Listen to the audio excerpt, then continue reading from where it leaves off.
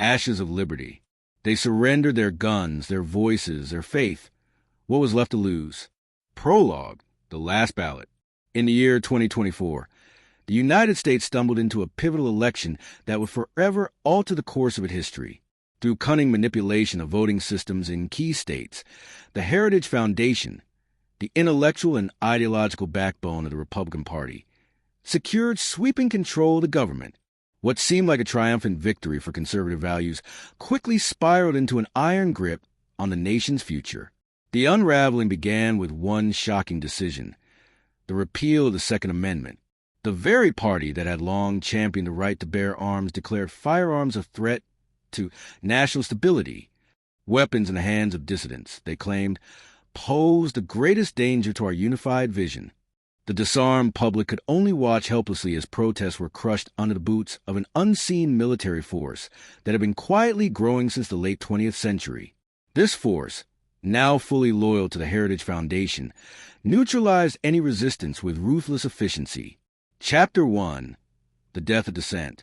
By 2028, elections were no longer a beacon of democracy, but a hollow spectacle of digital manipulation. Voting was compulsory, but the results were predetermined. Citizens cast ballots through an app designed by a government-contracted company. The illusion of choice masked the reality. Dissenting voices were systematically erased.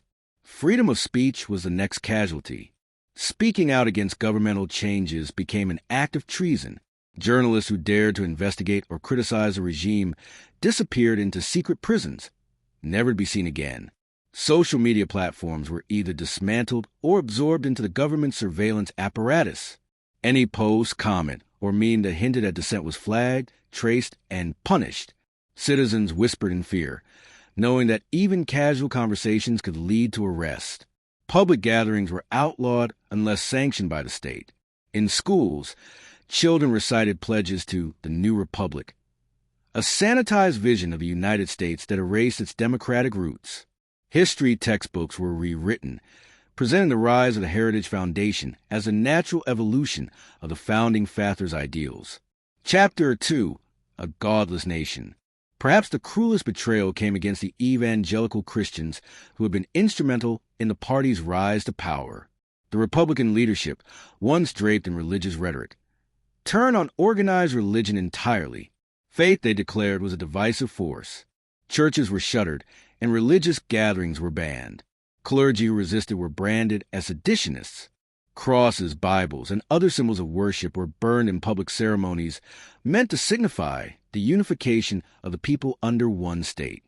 Other religions fared no better. Mosques, synagogues, temples, any place of worship became a target. Faith was replaced with allegiance to the state. The new doctrine, enforced through relentless propaganda, declared that the only truth was the government's truth.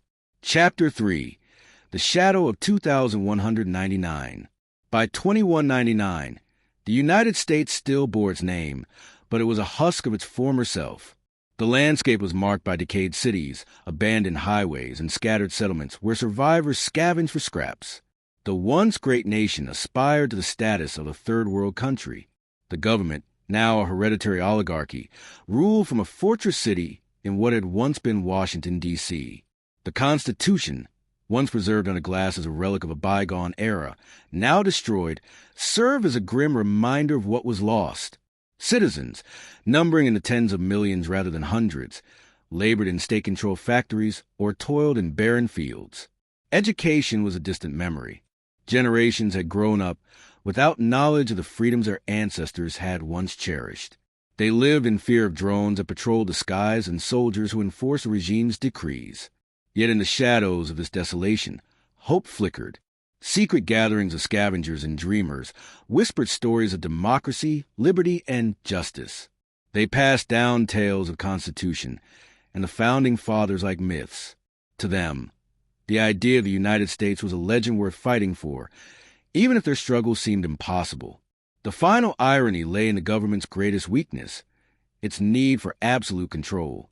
For every oppressive measure it enacted, it sowed the seeds of resistance. And while the land was broken, the human spirit remained unyielding. In the darkness of 2199, as the embers of freedom threatened to ignite once more, one question loomed. Could the experiment in democracy rise again? Or would its ashes forever mark the end of the greatest promise in human history? Epilogue, the Lost Creed. Etched into the ruins of an old courthouse were the words of Abraham Lincoln. Government of the people, by the people, for the people, shall not perish from the earth.